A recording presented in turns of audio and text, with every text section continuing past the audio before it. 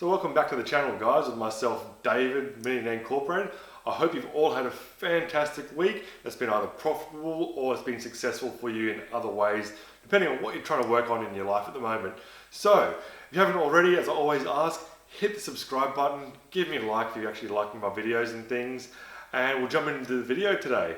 So today we're going to actually talk to you about goal setting and how you can actually set yourselves more achievable goals or better structured goals for yourself so that you can actually achieve more in life of what you want. Now, I'm sure plenty of you have probably gone through school and things like that, where they sat you down from time to time with like the guidance counselors or in certain parts of your schooling and said, hey guys, all right, let's sit down and write some goals for ourselves, short term, medium term, long term. And we've all kind of written down some kind of gibberish of what we wanted to try and achieve for ourselves in schooling or in life or whatever it may have been. But you've probably found out, if you look back or had a thought about it, you may not have been that successful in actually achieving them. Now, there is a reason for this. There is actually a method to actually write and produce structured goals for yourself that makes it easier for you to achieve those goals, and then you can end up having more success for yourself in life over time. So that's what we're going to go through with you today, about how you can actually set goals properly that you can actually achieve and will lead to more success for you. And I've also got a tip for you right at the end that will actually help with this as well greatly. So let's get started in it. Now, there's two kinds of goals that there are currently out there. Now, there are SMART goals and stretch goals. And you want to be kind of using both of these kind of goal setting techniques in unison. So I'm going to go through the SMART goal setting technique first, then I'm going to jump into the stretch goal setting technique because they are slightly different, but they are great if you can use them together. So, SMART goals. SMART is an acronym which stands for specific, measurable, attainable, relevant, and time-bound. All these 5 parts of goal setting will help you actually achieve your goals more effectively. Now, each letter in that acronym, SMART, which I just described there, have specific kind of elements to them and components to them which you have to actually do for actually when you're writing down your goals. Now, me personally, I like to try and sit down at the start of every year and write down goals for myself so that I can actually prepare myself or plan my year ahead and actually start working towards achieving those goals and those things, and potentially even go beyond it, which I guess we all want to try and achieve for ourselves, isn't it? So the first letter in the acronym S, which is specific. Now, with goals, you actually want to be quite specific with setting them. Now, you don't just want to have the goal of one day I want to be rich, or I want to be the fastest runner, or want to have a family, or whatever it might be. You actually have to be specific about what you want to achieve.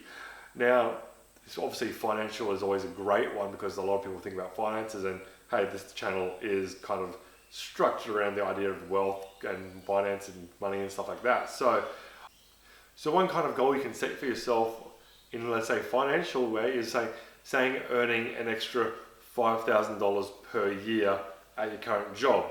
Now, how you go about this is completely up to you, but that gives you a specific idea of what you want to achieve within the year or whatever time frame it is. The next letter in the acronym is measurable. Now, you want to have a quantifiably measurable component of your goal. There's no point in saying I want to be a great artist or whatever if there's no way of actually quantifying how you've actually achieved that goal of becoming a great artist.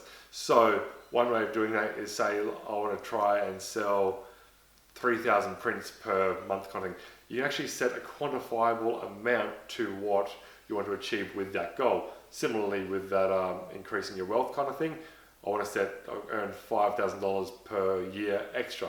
That 5,000 is actually quantifiable. You actually measure it throughout the year or at the end of the goal term. The next letter in the acronym is attainable. Now, it has to be something that you can actually attain with your current skills. It's no point in saying, hey, I want to be the world's greatest journalist if you lack creative writing or journalistic kind of qualities. You actually want to be able to have skills or already in a kind of field that you're already working on or working in, or you're working towards, that you can actually try and, like I said, quantify it, have a set kind of idea of what you want to obtain or achieve with it. within a certain time frame kind of thing. So if you want to get more creative with your writing, you want to say you write 1 or 2 more articles per week or per month or whatever it might be, but you want it has to be attainable for what you actually are currently doing. So likewise with finances, there's no point saying I want to try and make $1 million extra per year if you have no method of actually attaining that $1 million per year. It might be more ideal to actually say, like I said, $5,000 per year extra. It's not that hard to actually do, assuming that you can actually make an extra $100 per week, which it roughly averages out to be. The next letter in the acronym is R, which stands for relevant. Now you actually want to make it relevant to you and what you actually want to achieve in life. There's no point if, say for instance, you don't have any, you don't want to actually have a family or anything, there's no point saying I want to have a family by this time or this date, whatever they are, because it's not relevant to you. There's no point in doing that. Or if you are going down the field of science, for instance, there's no point in saying, hey, I want to start a financial investment firm for whatever reason. There's no relevance to actually what you're trying to achieve in your life goals and things like that. So actually make it relevant to what you hold value, hold dearly to you, or what your purpose in life is, and it's actually in that same kind of trajectory of what you're trying to achieve. This way you're more inclined to actually work towards it and actually achieve it down the line.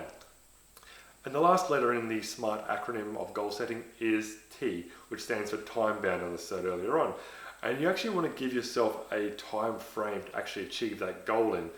As I've said multiple times during this video, earning $5,000 extra a year. You have an end date to when you can actually achieve that goal, which is the end of the year. So you want to have all those 5 components working in unison for setting goals so you can actually set goals for yourself and actually achieve them over time. And this will actually help you become more successful in life with giving yourself a bit more direction in a sense, and actually obtaining those goals that you have set out for yourself. Now, moving on to stretch goals. And like I was saying at the start, you want to be using stretch goals at the same time as SMART goals.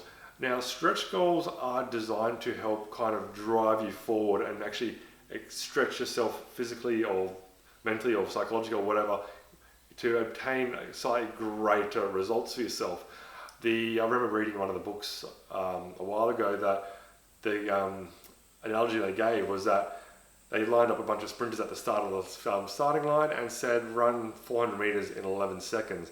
Now you and I both know running that distance in that short time frame is not achievable, but if you try and say run 200 meters in 11 seconds or 100 meters in 11 seconds, you can actually push yourself to try and achieve that goal, because you can actually see that it is somewhat achievable within those parameters. So you want to be setting stretch goals for yourself slightly outside the capability of yourself or what you can actually achieve, so that you can actually push yourself so that you can actually achieve greater than what you potentially can achieve currently. So say, as I said earlier on, $5,000 per year extra income kind of thing, you could potentially even push that to $10,000 a year, because you can either see how you can actually create steps in actually getting yourself to achieve that goal, as well as that it makes you become more creative in trying to come up with strategies and methods and ways of actually achieving it.